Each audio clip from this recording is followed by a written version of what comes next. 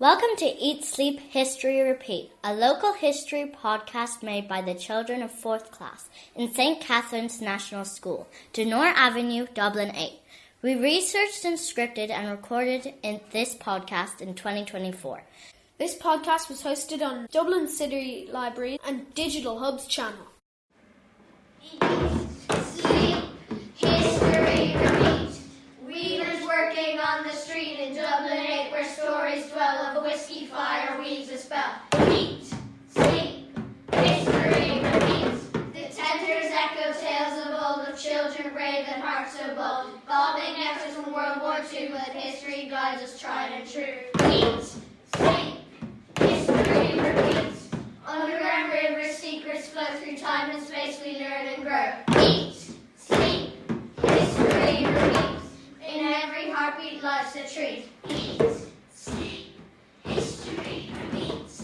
To make this podcast, the class divided into 4 groups, and each researched a different local history topic. We'll start by hearing the first group, the Flaming Spirits.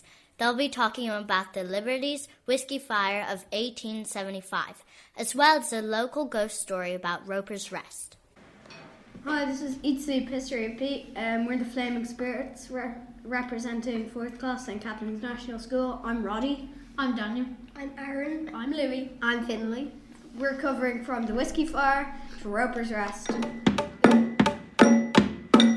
Whiskey fire, it happened. I'm not a liar nor am I a crier, so singing with the choir. It happened a long time ago. It went high, it went low. I went and saw a video. That's something you can know if you listen to me, not he, me, yeah you. It was hot, so hot it was blue.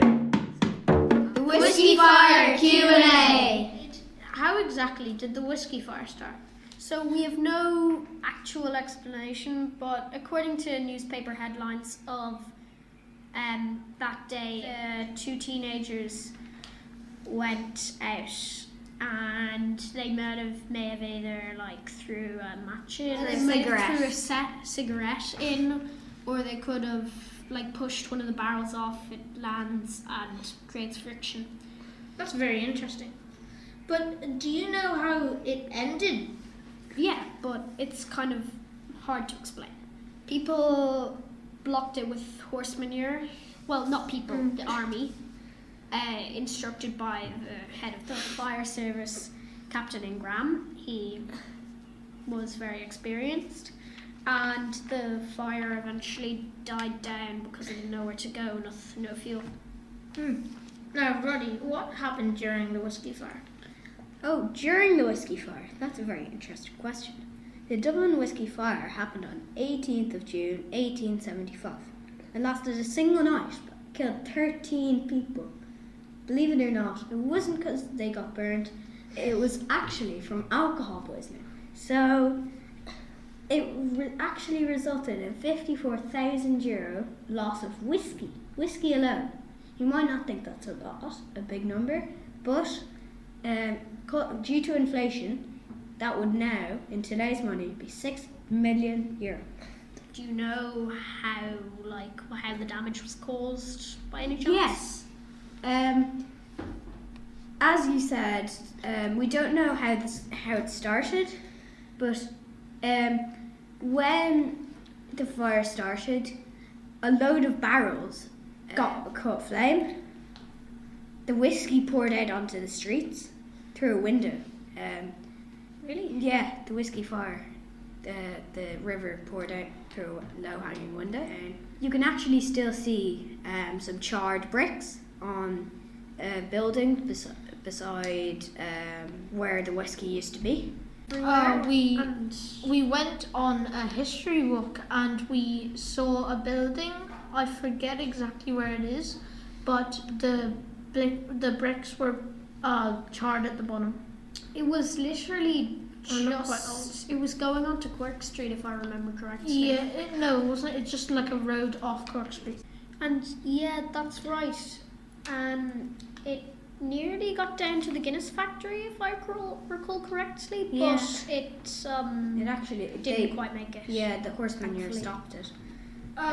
Do you know where the houses were burnt?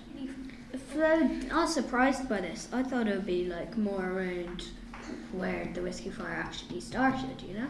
Yeah. It was actually Chambers Street, that went to RD Street, that went to Mill Street. Wow. Which I found That's very... quite far away, isn't it? Yeah, which I found quite interesting. Well, we found out two men, Healy and McNulty, were found unconscious in a lane off Cork Street with their hats and boots removed in an attempt to collect the whiskey and must have been knocked out by alcohol poisoning. They went to hospital, I believe.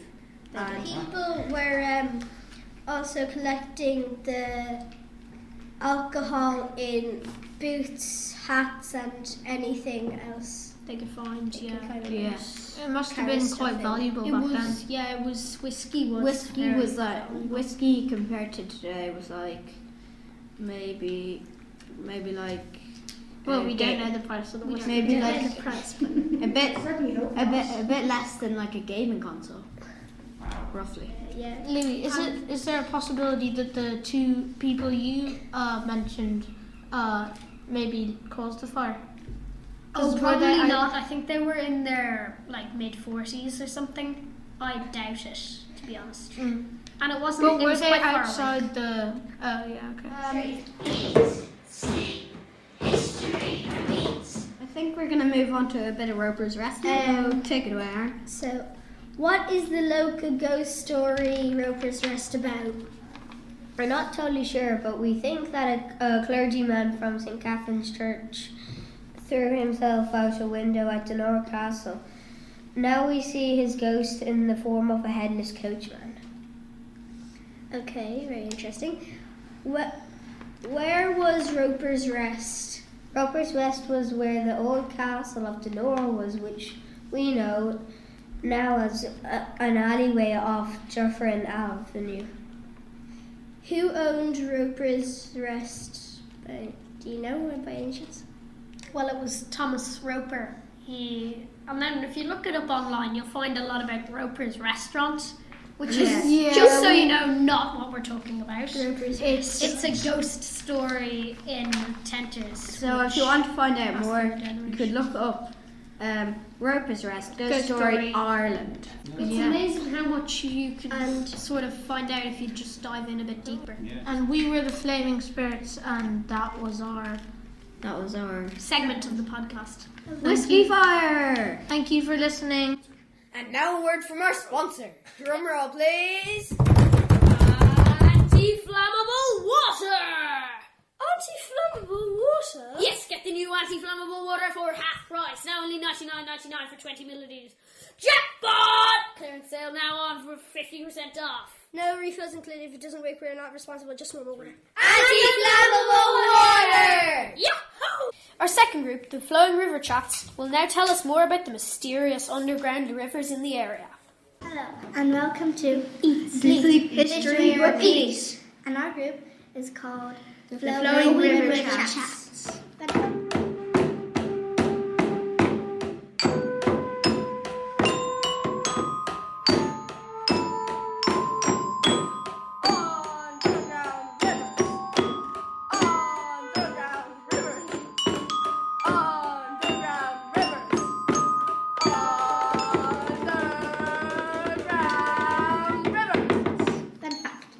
Did you know that the River Poddle once helped build Dublin City, but is now hidden underground? No, I did not know that. That is a very cool fact. Do you have any more? Yes. The Poddle is one of Dublin's most important hidden rivers. For hundreds of years, it provided clean drinking water, powered mills, and helped with brewing, tanning, and gardening. It played a big role in the city's history. The River Poddle played an important part in the early days of Dublin. The Vikings would not have been able to build their settlement in the 9th century. That is some very interesting facts. I did not know them until you told them. Would you like to ask us some questions about what we have learned? Who fixes the underground rivers if they ever get blocked?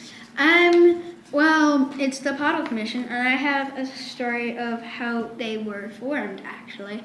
So, do you know St. Patrick's Cathedral? Yes, I do actually. So the puddle actually kind of made it flood.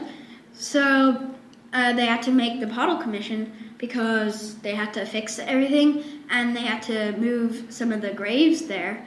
And one of the graves was Jonathan Swift. And I heard that you had a ghost story about that? Oh yes. So Jonathan Swift was a man, and then he died. So and then the security guard always hears him like steps and he's always asking what the steps are, and his co-workers are just saying, oh, that's just Jonathan Swift. Whoa, that is creepy. Do we have any other questions? Well, in fact I do. How deep is the river Puddle? Well, it's like, it doesn't get that, it's not that deep, but when the tide comes in, it is a bit deeper. Interesting. How did they build the river? But like, it was definitely man-made because, I mean, I don't think the earth can just make walls in a river, you know? Yes, that it's a very big river, and that would take a long time. Well, actually, we don't even know how long it is.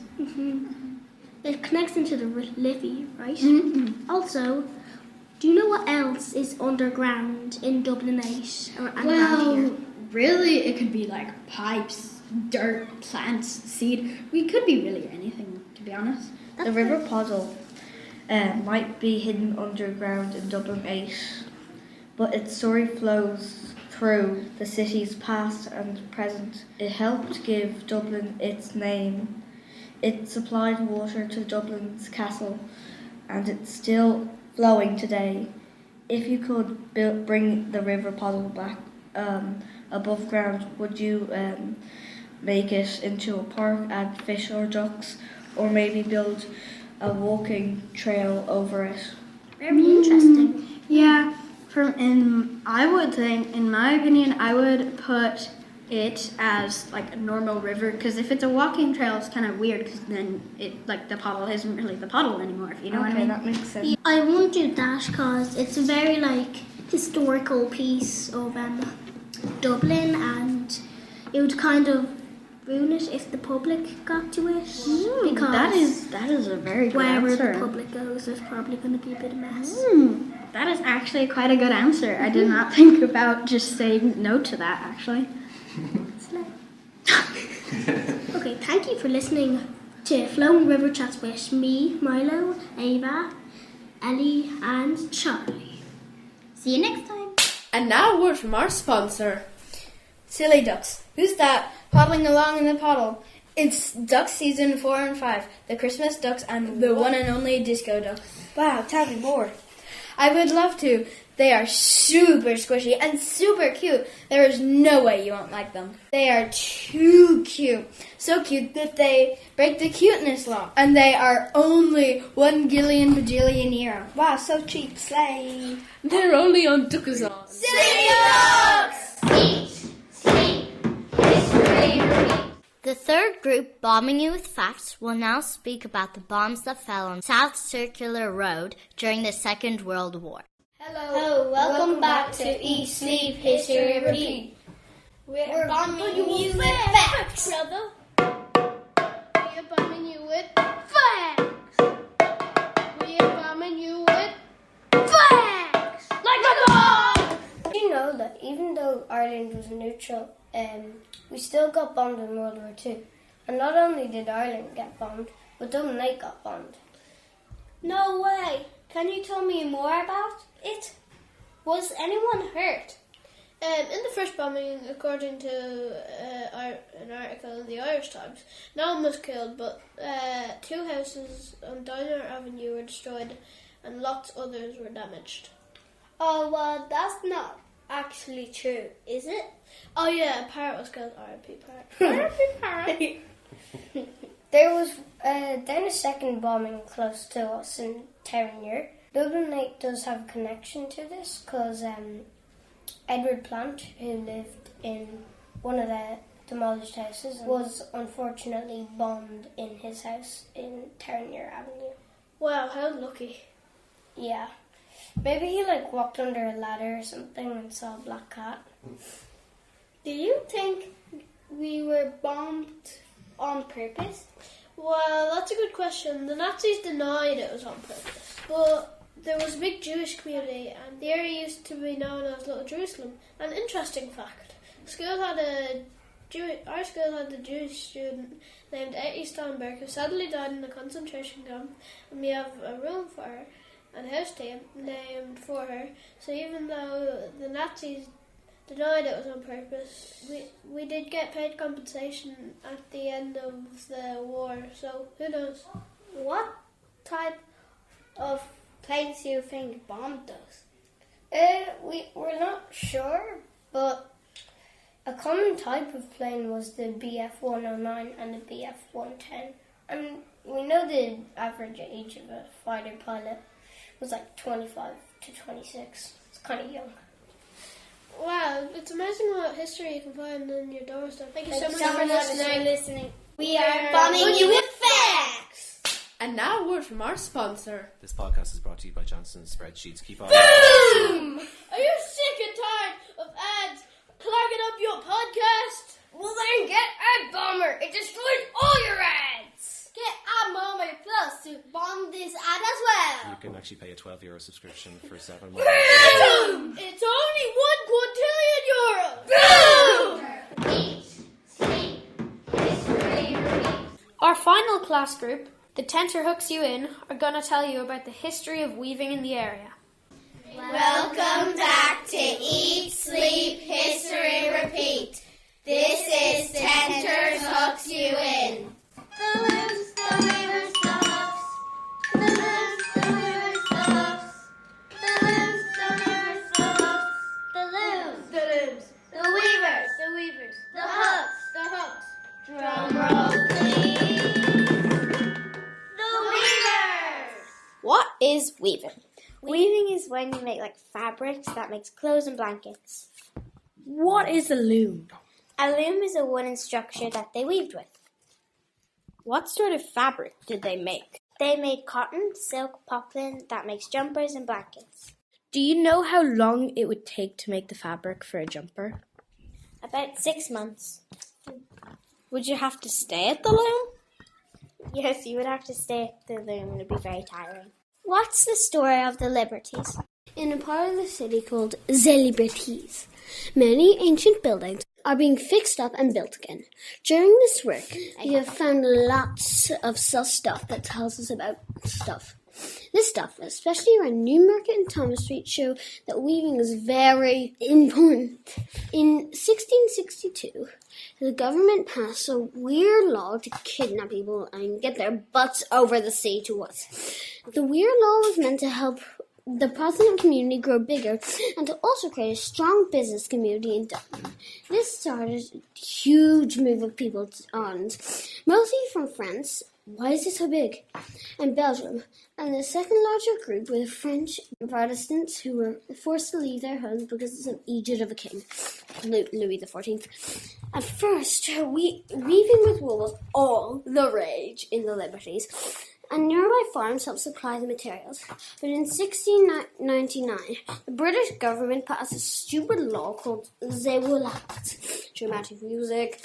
This law stopped the Irish from making wool products and selling them to other countries.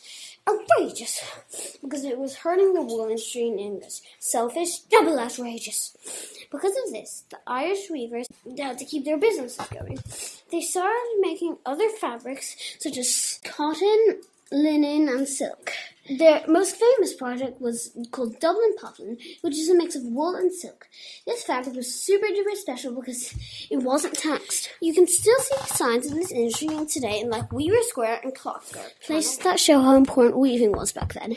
Nearby fields, crossed by tiny rivers, were a perfect place to watch, beach and dry the cloth that had been woven. To help the cloth dry, fat wooden frames were used to stretch it out, and hooks called tenterhooks held the fabric in place. This process gave the area a new name, the Tenterfields, which was later shortened to the Tenters. This name is still used for that part of Dublin today. Why was Weaver Park called Weaver Park? Well, Weaver Park is in the Weavers area. and the playground equipment is shaped as a Dutch Billy house. Also, the entrance sign is shaped as loom. What's a Dutch Billy house? A Dutch Billy house was a very common house back then. A common feature was a window at the top to put a crane in to get all the weaving materials to the top. Was there any famous weavers? Yes. St. Bridget was a very famous weaver. She asked her king if she could have some land to build a church. He laughed and said no. The next day she asked again. He said she had to make a cloak. As much as the cloak would cover, it would be her land. That night she went to bed and prayed to God. The next day she placed her cloak on the ground, and it growed and growed and growed. She got her land and built a church. She is inspired by many people then and today. Thank you for listening. And now, a word from our sponsor. We Girls Toilet Paper! Are you tired? Soft, comfy Then use scratchy stuff. These itchy as hell. Now, with added metals and steel. Now, we have to ask this old granny who's tired of using soft, nice toilet paper. I'm tired of using that soft toilet paper. It's so smooth. Sound like this. 1 month later, the same granny. I have rashes everywhere. Isn't it amazing? Yes. We Girls Toilet Paper! That's the spot! History Repeat. Thanks for listening to Eat, Sleep, History, Repeat, made by St. Catherine's National School, Dublin City's Historian Residence for Children, and co-funded by the Digital Hub. Dublin City Historians and Residence programme is created by the Dublin City Libraries and is delivered in partnership with the Dublin City Council Culture Company. Supported by writer and facilitator Aidan Fitzmaurice and historian in residence for Children Dervilia Roche. The Digital Hub delivers imaginative programs that span a variety of areas, demonstrating the potential of digital innovations to transform the health and well-being of citizens.